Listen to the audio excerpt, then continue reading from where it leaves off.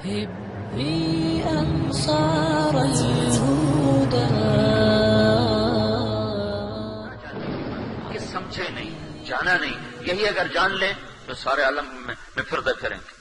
میں ابھی گیا ہوا تھا سندھ کے سفر میں، واپسی پر میں ملا معین اختر، وہ جو بڑا مشہور آدمی نہیں ہے اسٹیج اور ٹیلی ویژن وغیرہ کا، اس سے میری ملاقات ہوئی.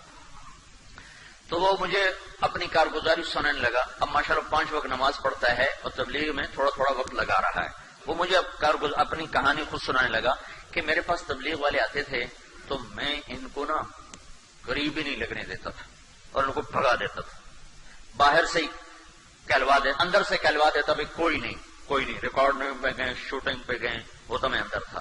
کہ ایک دفعہ ایسا ہوا کہ ادھر سے میری گاڑی آئی، ادھر سے ان کی گاڑی آئی، تو آمنا سامنا ہو گیا. تو مجھے اس وقت انکار کرنا مشکل ہو گیا.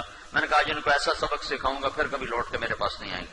تو میں ان کو لے کر گیا اور کپڑے بدلے اور رات 10 بجے سے لے کر صبح 4 بجے تک میں مسلسل بولتا گیا اور وہ چپ بیٹھے سنتے رہے 6 گھنٹے. کتنا بڑا ظرف تھا ان سننے والوں کا، کتنا بڑا ظرف تھا. کہنے لگا میں نے سوچا اب یہ لوٹ کے میرے پاس کبھی نہیں آئے گا. میں نے اتنا ان کی ٹھگائی کر دی نا، ہوں بندے دے پتر تو میرے کو نہیں آتے ہیں.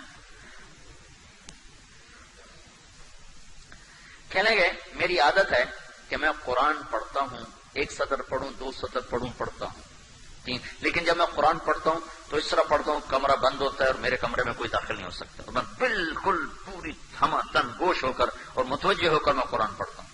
کہ اس بات کے چند دن گزرے تھے تو میں قرآن پڑھ رہا تھا تو یہ آیت میرے سامنے آئی، وَلْتَقُمْ مِنْكُمْ أُمَّةٌ يَدْعُونَ إِلَى الْخَيْرِ وَيَأْمُرُونَ بِالْمَعْرُوفِ وَيَنْهَوْنَ عَنِ الْمُنْكَرِ وَأُولَٰئِكَ هُمُ الْمُفْلِحُونَ.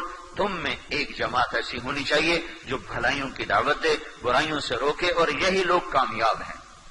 کہنے لگا جب میں نے یہ آیت پڑھی تو میری چیخ نکلی اور میں نے رونا شروع کیا، اور میں اتنا رویا کہ میں کانپ رہا تھا اور میری چیخیں نکل رہی تھیں اور میری ہچکیاں بند گئیں، اور مجھے لگتا تھا کہ میں دیوار میں ٹکر ماروں کہ میں نے کیا کیا، میں نے ان لوگوں کے ساتھ یہ کیا کیا، یہ تو قرآن کہہ رہا ہے کہ یہ کام تمہارا ہے.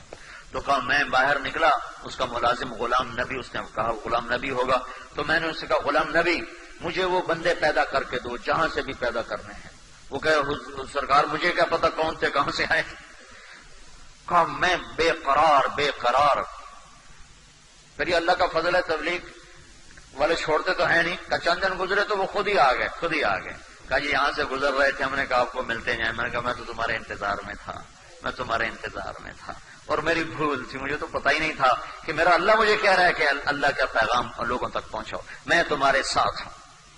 بس اب مجھے صرف ایک بات سمجھا دیں اور میں پھر کھلے دل کے ساتھ ہوں. مجھے ایک کھٹک ہے جس کی وجہ سے میں وقت نہیں لگا تھا کہ ادھر میں اسٹیج پہ کام کروں، ادھر میں تبلیغ کروں. کیا یہ منافقت نہیں؟ بس اس وجہ سے میں وقت پورا نہیں لگاتا ہوں. میں نے کہا نہیں، یہ منافقت نہیں ہے. یہ ایمان کی کمزوری ہے، یہ منافقت نہیں ہے. اور گناہ کی وجہ سے نیکی کو چھوڑ دینا، اس کا نام تو حماقت ہے، نہ کہ منافقت. هبي أنصار الهدى.